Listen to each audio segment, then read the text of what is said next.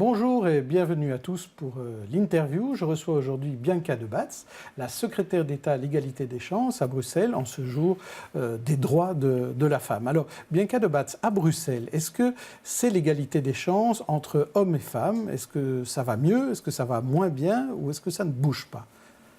Ça va mieux. En tout cas, sur le niveau législatif, c'est vrai qu'on a fait d'énormes progrès en Belgique, à Bruxelles aussi. Mais dans la mentalité des gens, il y a quand même encore du travail à faire. C'est vrai que les inégalités persistent. D'ailleurs, je suis très contente d'avoir une journée de la femme, mais il faudrait que ce soit tous les jours, la journée de la femme, puisque les inégalités sont toujours là. Je pense par exemple à l'écart salarial qui est toujours quand même de plus de 20%.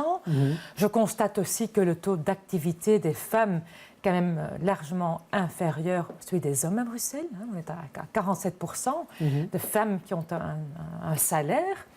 C'est des exemples qui montrent qu'on a quand même un travail à faire. Aussi, par exemple, à la maison, au foyer, à 80% des tâches ménagères sont faites pour les femmes. Alors vous allez dire, est-ce que c'est un problème? Oui, parce qu'on constate qu'il y a plus de femmes qui optent pour le travail à mi-temps que les hommes, parce que c'est souvent les femmes qui prennent la charge de l'éducation des enfants et tout ça, les tâches ménagères. C'est un double job. Un double job. Et donc ça les freine aussi dans le développement de leur carrière professionnelle. Mais vous savez, il faut souvent montrer l'exemple. Alors au sein du gouvernement bruxellois, est-ce qu'on montre l'exemple? Est-ce que vous sentez qu'il y a une égalité entre ministres hommes et ministres femmes?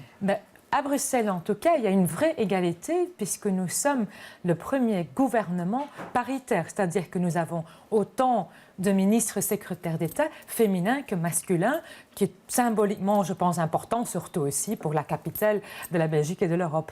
Alors, il faut aussi faire des efforts dans l'entreprise. Comment pousser certaines femmes à arriver à pratiquer des métiers auxquels elles ne pensent pas? On a beaucoup parlé ces derniers jours des pompières, donc dans les services publics. On veut plus de femmes aussi à la STIP, mais aussi dans les entreprises privées. Bien sûr. Je suis très contente avec les initiatives de Fadila Lonan, ma collègue, de Cécile Jodone, effectivement, pour attirer plus de femmes dans ce métier. Je le fais bien sûr aussi avec Bessie, la Chambre de commerce. La Chambre de commerce. Nous avons lancé une campagne, une action qui court pour l'instant, effectivement, pour guider les jeunes, parce que ça commence là, bien sûr, les gens qui sont maintenant à l'école, qui vont devoir choisir une orientation professionnelle, de dire, il n'y a pas des métiers sexués. Un homme peut très bien devenir sage-femme ou infirmier. Il faudra changer le nom. Il faudra changer le nom, mais je l'ai fait un petit peu pour montrer un clin d'œil. Mais une femme peut très bien devenir, par exemple, ingénieur, pompier, informaticienne, enfin d'autres métiers.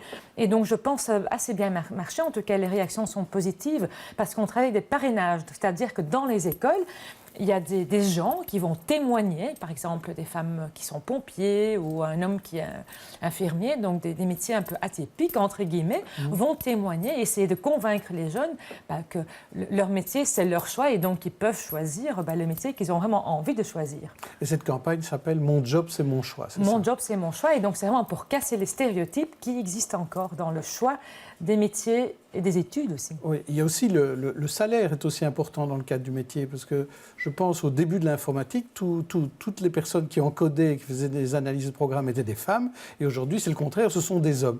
Donc il y a aussi une problématique de salaire attaché au job. C'est vrai, donc il y a encore cet écart salarial de quand même plus de 20%, ce qui est énorme. Et c'est entre autres une des explications, c'est que c'est surtout des femmes qui optent donc pour travailler à mi-temps, ce qui a bien sûr une conséquence énorme sur le salaire, mais plus tard aussi pour la pension. Que les femmes ont difficile à monter dans des rangs plus hauts, donc il y a toujours ce plafond de verre. Et là, je pense qu'on doit absolument y travailler, entre autres en stimulant les hommes à prendre le congé de paternité aussi, parce que maintenant, c'est toujours encore la maman. Par exemple, quand on regarde les pays scandinaves, les pays nordiques, c'est beaucoup plus adapté que l'homme aussi prend le congé de paternité.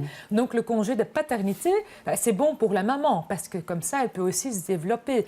Je pense aussi qu'au sein de l'organisation de l'entreprise, les choses peuvent changer. Surtout dans les conseils de direction et tout ça, c'est quand même assez souvent le soir, mais des réunions à 7-8 heures du soir, très tôt le matin, qui peut assister?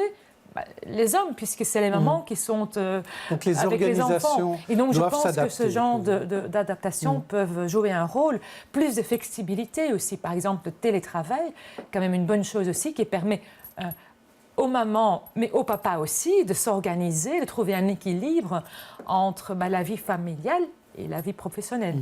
Alors, un autre débat, quand on parle de droits de la femme, parce qu'aujourd'hui c'est la journée des droits de la femme, c'est tout ce qui concerne les violences faites aux femmes, les harcèlements. Alors, on a parlé de violences conjugales, donc ça, ce sont des violences physiques, mais il y a aussi le harcèlement verbal en rue. Ce sont des matières que vous suivez. Vous aviez fait une carte blanche au moment des incidents de Cologne.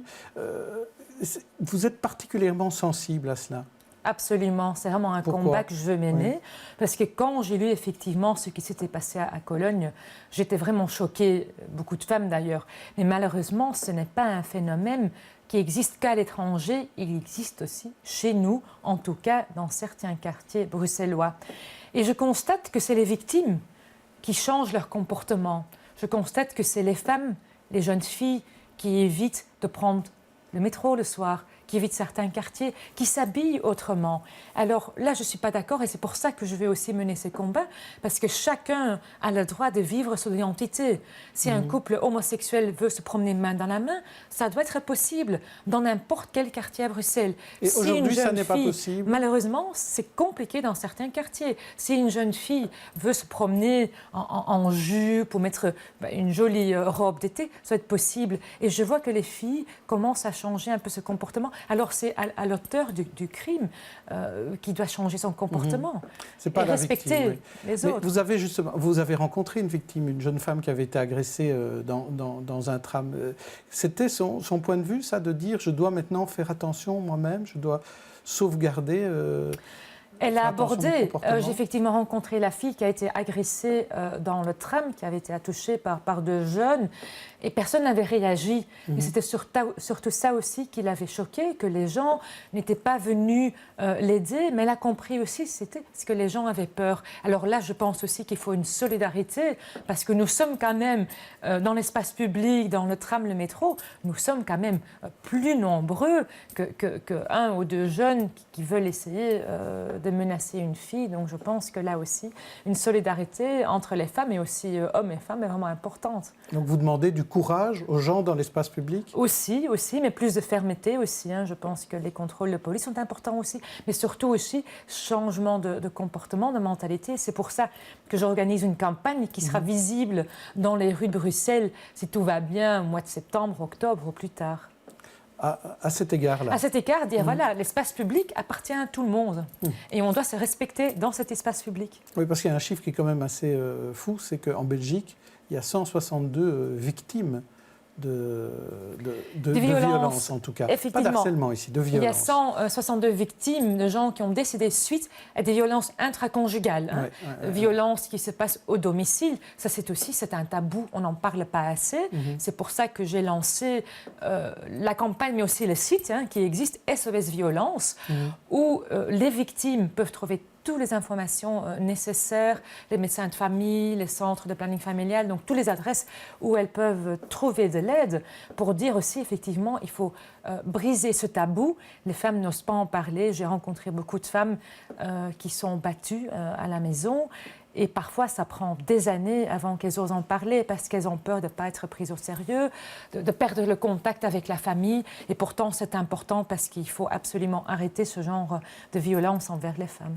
Alors, en matière d'actualité de droits des femmes, le Centre d'action laïque profite de cette journée pour déterrer le dossier de la dépénalisation de l'avortement en disant qu'il faut absolument que l'interruption volontaire de grossesse sorte du code pénal, que l'avortement sorte du code pénal. Est-ce que vous êtes d'accord avec cette position ? Mais je pense qu'il n'y a pas vraiment de souci, pas vraiment de problème pour l'instant. Je suis compétente aussi, comme vous savez, pour la santé du côté néerlandophone, la VGC. Donc je rencontre quand même beaucoup d'hôpitaux,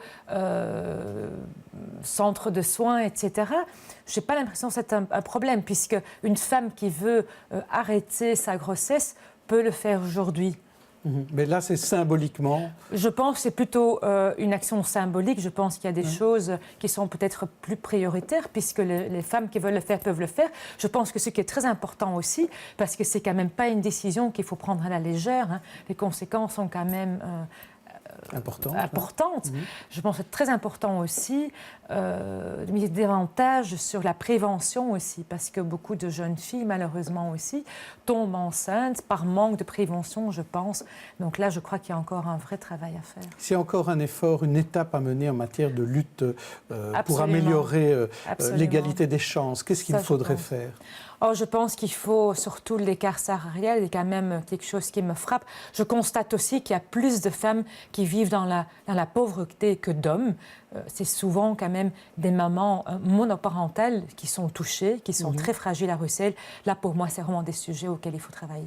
Et aujourd'hui, vous sentez qu'au sein du gouvernement, il y a une volonté d'atteindre ce genre d'objectif ? Il y a une vraie volonté, effectivement, pour aider les gens, pour encadrer les gens, de sortir du chômage, parce que bien sûr, tout va ensemble, de former les gens aussi, et effectivement, de travailler. Nous avons une ordonnance gender mainstreaming, c'est un mot un peu difficile, mais ça veut dire que dans toutes les compétences de mes collègues, que ce soit le logement, l'emploi, etc., on va vraiment veiller à ce que les femmes ont vraiment les mêmes droits que les hommes. Merci Bianca Debatz. Demain, je recevrai Benoît Serex. Bonne journée.